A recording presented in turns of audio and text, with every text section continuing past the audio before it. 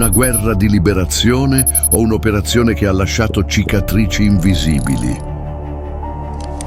Era il 1999. Nel cuore dell'Europa, Belgrado tremava sotto i bombardamenti della NATO. Una guerra dichiarata missione di pace, ma che avrebbe lasciato cicatrici profonde per sempre. Tra le macerie, una polvere tossica e silenziosa, l'uranio impoverito. Ma prima di parlare delle conseguenze, dobbiamo guardare all'inizio.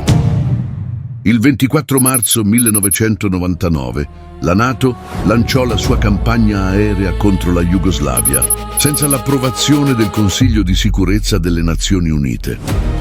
Russia e Cina avevano annunciato il veto. L'alleanza decise ugualmente di agire, giustificando l'intervento come una missione umanitaria per fermare atrocità e pulizie etniche in Kosovo. Fu un precedente storico. Una guerra combattuta in Europa senza l'ombrello dell'ONU, sollevando interrogativi ancora oggi irrisolti sulla legittimità dell'azione. Tra gli strumenti di questa guerra comparve un'arma micidiale, il proiettile all'uranio impoverito. Un metallo pesante, denso, capace di penetrare i carri armati più resistenti. Nell'impatto, il calore trasforma l'uranio in aerosol, particelle invisibili che possono depositarsi nel terreno, nell'acqua e nei polmoni. La NATO ammise di aver sparato circa 31.000 colpi, equivalenti a più di 10 tonnellate di uranio impoverito, distribuiti in oltre 100 siti tra Kosovo e Serbia.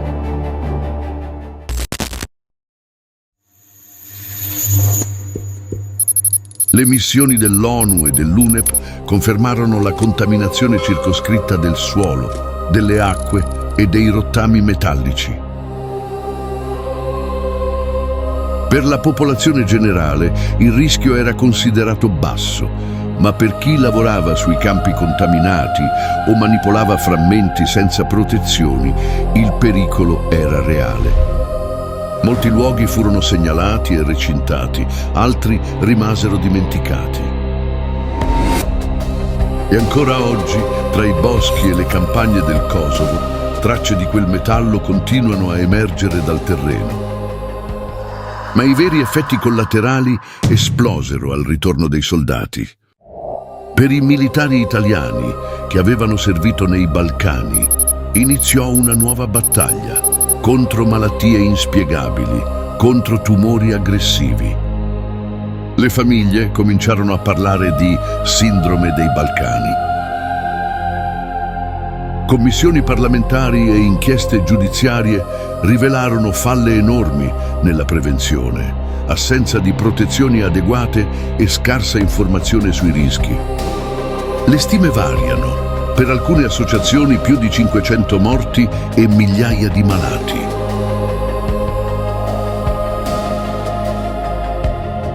Per i dati ufficiali, numeri inferiori ma comunque drammatici. In diversi casi, la magistratura ha riconosciuto un nesso tra missioni nei Balcani e malattie tumorali, condannando il Ministero della Difesa a risarcire le famiglie. Le organizzazioni internazionali come l'OMS e l'Agenzia Internazionale per l'Energia Atomica hanno sostenuto che il rischio diffuso per la popolazione fosse basso. Ma hanno riconosciuto i pericoli localizzati. Chi era a contatto diretto con i proiettili, i rottami o le polveri inalate poteva essere esposto in maniera grave. Una contraddizione che alimenta ancora oggi le polemiche. Da un lato rapporti ufficiali che minimizzano i rischi, dall'altro famiglie e associazioni che chiedono verità e giustizia per i loro cari. A distanza di oltre 20 anni, il Kosovo vive in pace apparente, ma il silenzio della campagna balcanica nasconde ferite mai rimarginate. Una guerra che continua, invisibile, nei corpi dei soldati e nella memoria collettiva. E tu cosa pensi? Fu davvero una missione umanitaria o una guerra che ancora oggi uccide?